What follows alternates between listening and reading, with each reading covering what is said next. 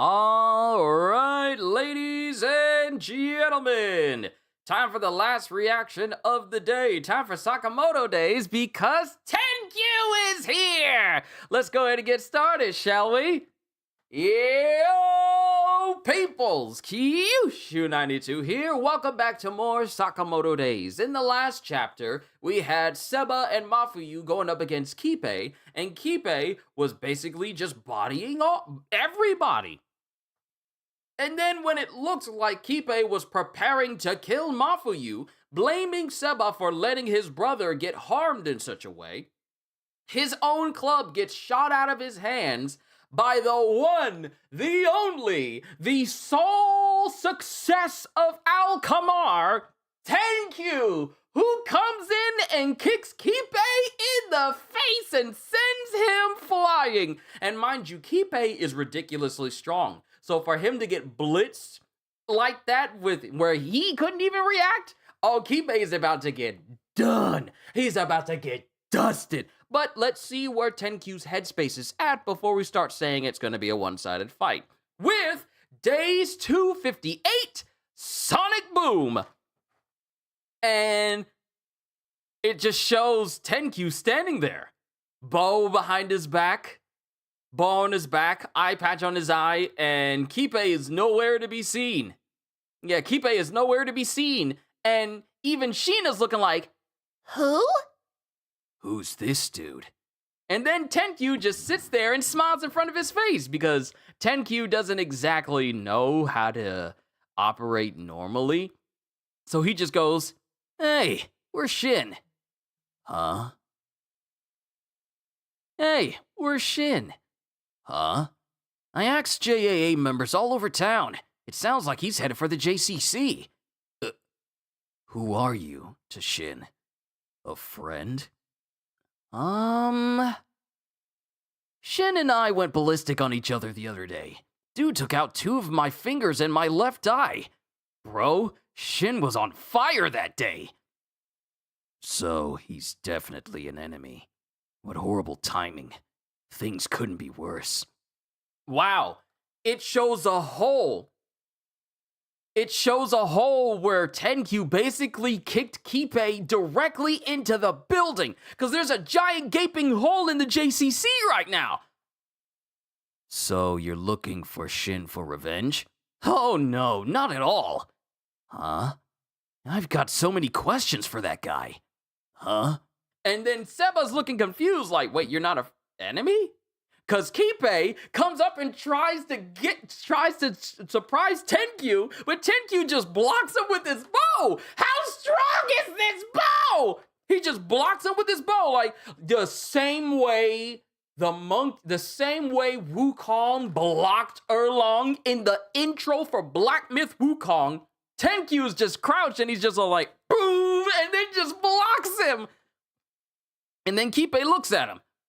Since you attacked me right away, it's safe to assume you're with the enemy, correct? Huh. And then 10Q looks at Seba. Hey, so you're Shin's friend, right? Yeah. I'll help you kill this guy. If I do that, will you help me find Shin? He just casually says like, I'm gonna help you kill him. It's a gamble, but what choice do I have? Sure. All right. And then 10Q takes out like a small, like what looks to be like a small dart. And then it extends into a full-on arrow. And then it just aims directly at Kipe. So that is what he used a minute ago. Not that I'm one to talk, but what's with that outdated weapon? And he's saying this as the arrow is directly in front of his face. And then Kipe just manages to keep his head out of the way but it does take some hair and it grazes him. It grazes him enough where it cuts his cheek. He's fast. Better stay sharp with this guy. And while he's looking where 10Q was, 10Q is already above him. Aiming, and then lets off another arrow. And this man's power with bows is like he turns he turns arrows into ballistic missiles because the entire ground implodes from just the impact of the shot. And Kipe is shielding himself. That was seriously way more powerful than a bullet. Whoa, he's impressive. Who is this nutjob? And then Kipe takes his weapon, slams it into the ground, and throws it at Tenkyu. And Tenkyu basically flips his bow around and has the axe itself. Wait, hold on.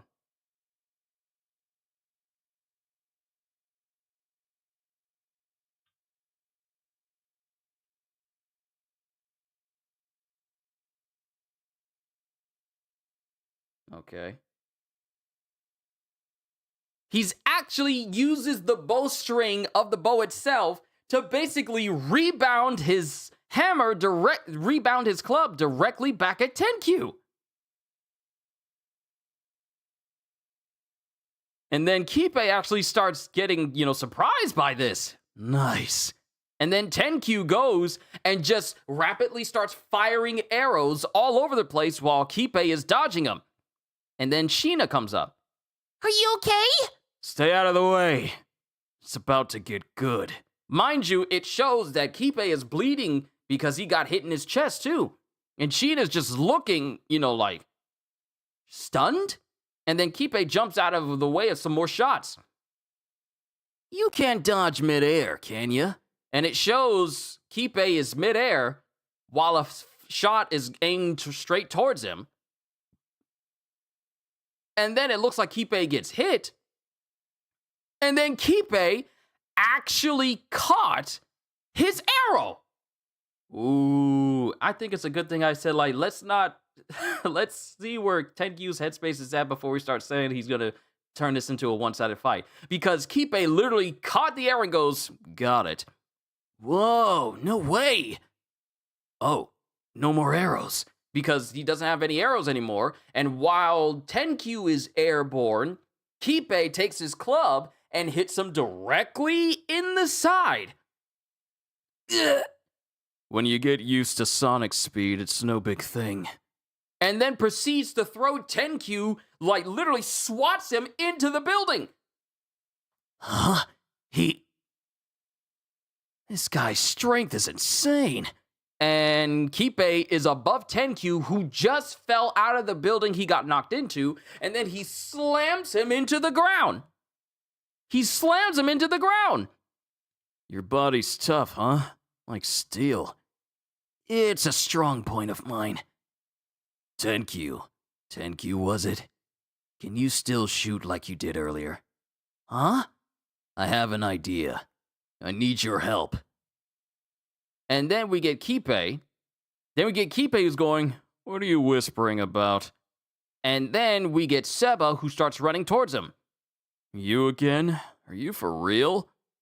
Based on his behavioral data from today, the odds of him using a horizontal sweep to counter a head-on charge are 73%. And just like he predicted, Kipe tries to swipe him and Seba ducks him, much to Kipe's surprise.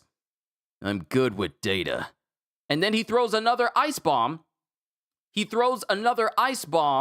An ice grenade at Kipe and freezes his lower half again. You disappoint me, Seba. Wasting your only chance on something this dumb. But he's looking over at the unconscious Mafuyu, and one of his shoes is off. Since when was that kid barefoot? And then it shows that Tenkyu was rendered invisible, and is already taking aim at Kipe from behind. Use his shoe as an arrow and shoot it as hard as you can. What are you talking about? There's plenty of stuff that would make for a better arrow. It's no time to explain. I'll create a momentary distraction. Wear this, stand back, and wait for an opening. But if I'm invisible, might as well just clobber him and get it done. You want to see Shin, right? Trust me. And then Tenkyu is just standing there smiling, going, trusting people is scary, right, Shin? Whatever you're up to, it's pointless. If it's just sonic speed, I can follow it. And then it shows Kipe preparing to swipe away at it with Seba going, that should do it. And then Tenkyu fires the arrow. The moment an object breaks the sound barrier, it causes a sonic boom. That shock gets converted into energy, and the shoe accelerates by another order of magnitude. Yo! And then Kipe's eyes widen as he goes, oh, uh-oh. And then the shoe hits him square in the neck and knocks him down. The shoe converts energy and accelerates based on that energy. The energy created by a sonic boom exponentially increases the strength of the boost, causing it to go even faster than Sonic's supersonic speed, to the point where Kipe can't defend against it, and dude gets hit straight in the neck. If that doesn't knock him out, I don't know what will. But getting hit that hard in the neck by something moving faster than sonic speed, in that instance, Kipe gets hit straight in the throat. So that's why Mafuyu was missing one of his booster shoes. Yeah, just to set this up. And since Tenkyu can fire things faster than the sound barrier, the energy created by the sonic boom gets converted into energy to boost the speed of the thrusters on the shoe, causing the shoe to go faster than sonic speed. It turned a sonic shoe into supersonic. And that is faster than Kipe. He was saying, like, as soon as you get used to sonic speed, it's no big thing. Okay, are you used to supersonic? Maybe even hypersonic speed? I don't think you are. Otherwise, you wouldn't have been able to catch that shot directly in your neck. Now, going back to what I said earlier on, I knew that Tenkyu was going to cause a problem. I knew that Tenkyu was going to cause a problem for Kipe. I knew he was. But Kipe also showed that he's incredibly adaptable when it comes to a fight. To the point where he actually got used to the speed of Tenkyu's arrows, which Shin literally had to make himself get used to in their fight. And it was a long fight across multiple areas. And it wasn't until the final half of their fight where he got used to it, and because he accelerated his brain.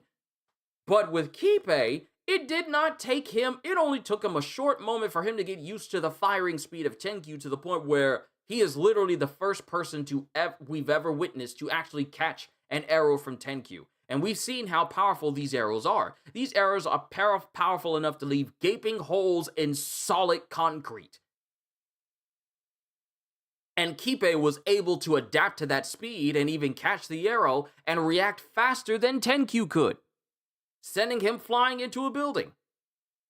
However, his adaptable speed does not surpass the mental adaptability of Seba. Because Seba thought, like, because one thing that tells you that Seba is capable of predicting things based on computational data or data that he gathers is that, like, the chances of him horizontally sweeping to take on a head-on charge is 73%. He took that chance, and it turned out to be right, causing Kipe to be surprised. Then he froze Kipe's body, and mind you, this is also at the same time that Tenkyu shoots and hits him directly in the neck. So not only was Kipe caught off guard, but he also didn't have a moment to actually right himself to avoid getting hit. So he was frozen while the shot from the side had a square lining going directly to his neck. Now, going off of what you said, Halster, if this doesn't straight up put him down, it is going to stun him enough where it's actually going to be slightly difficult for him to actually continue on with this fight.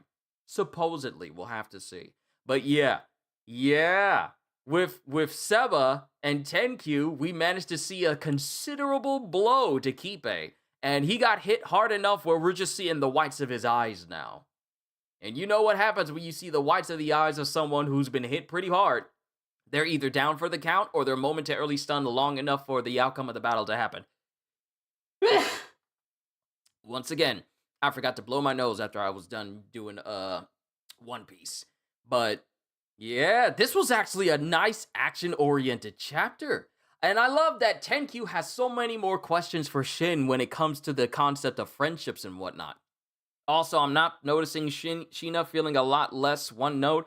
I'm glad we're seeing her seeming to care more now, so her reaction is going to be interesting. Especially after seeing her brother get hit square in the neck like that. You know, the brother that she's known to be incredibly powerful, though she's a wild card. She's a loose cannon. She clearly knows that her brother is strong. So I wonder what her reaction is going to be after seeing her brother, who she saw as one of the strongest people around, is getting bodied by someone literally shooting a shoe at him. Can you imagine never living that down? Being subdued by a shoe? You ain't gonna get no street cred with that when you in prison after hearing like, hey, what are you in for? Vehicular manslaughter and Grand Theft Auto along with robbing 2 banks. What are you in for? Human trafficking and illegal transportation and drug trafficking across the border of the United States. What are you in for? Trying to kill some people at a school and then getting subdued by a shoe. That ain't gonna hold up no street cred. You get done in by a shoe, you lose all aura. See, mind you, here's the thing. Kipe had aura. He had aura. Being this ridiculously strong dude. But when you get downed by a shoe, you lose that. I'm also enjoying that it's not just Tenkyu taking over the fight. I'm glad Seba and Mafuyu still have roles to play. Mind you, here's the thing. Mafuyu is still knocked out. He is still completely knocked out, but his shoe came in handy, though. And now we got Kipe taking a shoe directly to the neck. I wonder, what happens if you strike the neck hard enough?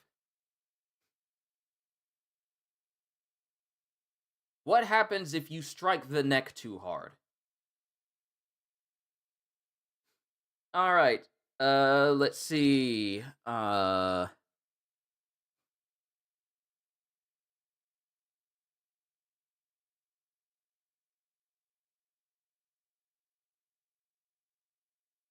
All right, let's see.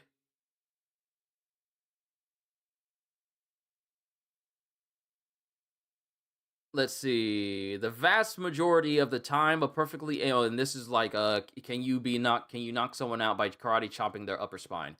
Let's see. The vast majority of the time, a perfectly aimed chop to the neck will strike the vagus nerve and cause someone to be stunned, but to actually cause them to pass out or faint, you need to be hitting with 100% accuracy and extreme force. So if he gets hit in his vagus nerve, he's going down.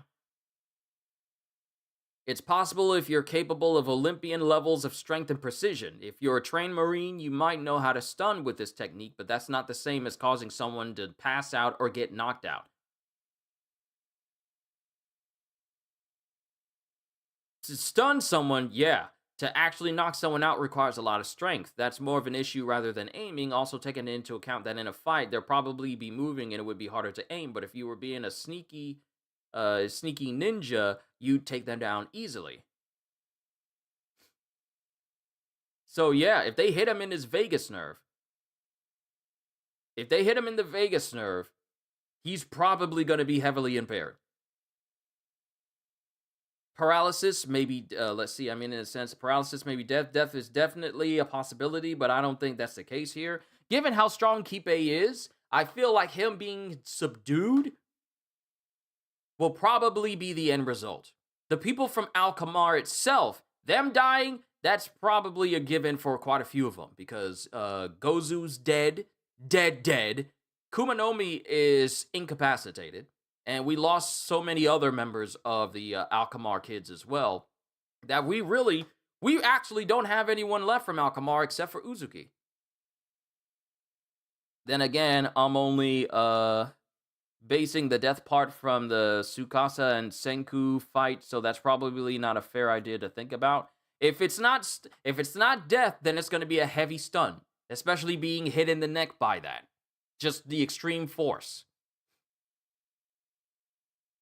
So if something that's going supersonic is capable of leaving holes in buildings and just tearing up the ground as if it's ballistic missiles, then something that's going 2 times that speed is going to cause even more damage. And while Kipe was capable of catching said arrow, him getting hit by something that was moving faster than that arrow, that has a much larger area to surface area, a larger surface area, hitting him square in the neck, which also is a larger surface area, so more of his neck is going to get hit.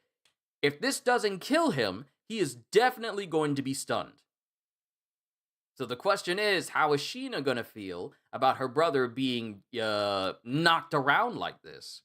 Because I don't think the same tactic is going to work twice. If this is what brings down Kipe, I don't think they're going to be able to use the same other one again, because Kipe will be ready for it. Like I said, he's highly adaptable, so he'll be looking for it if they try again. But if it doesn't bring him down and kill him, it'll more likely stun him heavily, because we see a lot of blood coming out of his mouth after getting hit here. You realize how hard you got to be hit by something for the shockwave to go on the other side of your neck? Not just the impact image of the shockwave, but literally the shockwave go cascading throughout the other side of your body. That means that shockwave hits straight through you. So we'll have to see, because we're not going on break for this chapter. So I'm looking forward to it.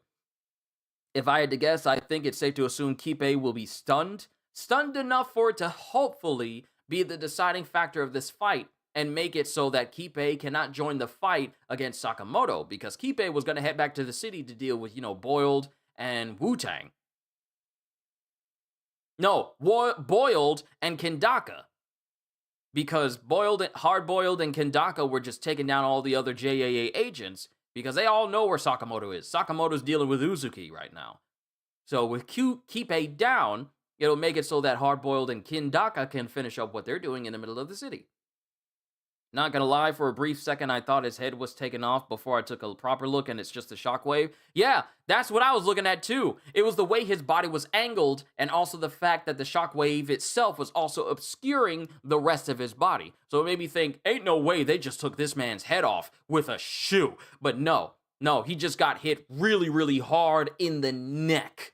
Really, really hard in the neck. If this was any other person, that person would be dead. But since Kipe is not a normal individual, this is probably going to incapacitate him, if not heavily incapacitate him. But we'll have to see next week. CDs, what's going on? Hey, I guess I'm late. Yes, you are.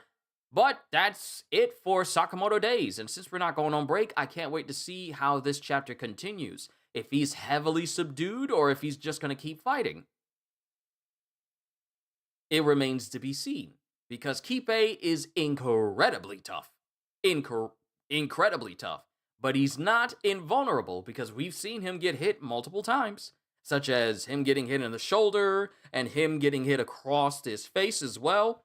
He's not untouchable, as 10Q has shown. Also, the fact that 10Q lost 2 fingers to Shin and he's still going, because apparently he has like a glove, a cybernetic glove, that allows him to still use his bow just fine. So it gives him those 2 fingers that he's missing. And even though he's missing an eye, he's still just as deadly as he was before. But yeah, we're going to have to wait until next week to see where Sakamoto Days is. And when next week comes around, it's going to be the time when I'm using my brand new setup. I can't wait! Ladies and gentlemen, this has been my reaction to Sakamoto Days. And I'm looking forward to seeing you guys again. I'm looking forward to seeing you guys again in the next thing that I do, which will be later this week, because tomorrow and Tuesday will be me upgrading my entire setup and spending those days getting everything ready.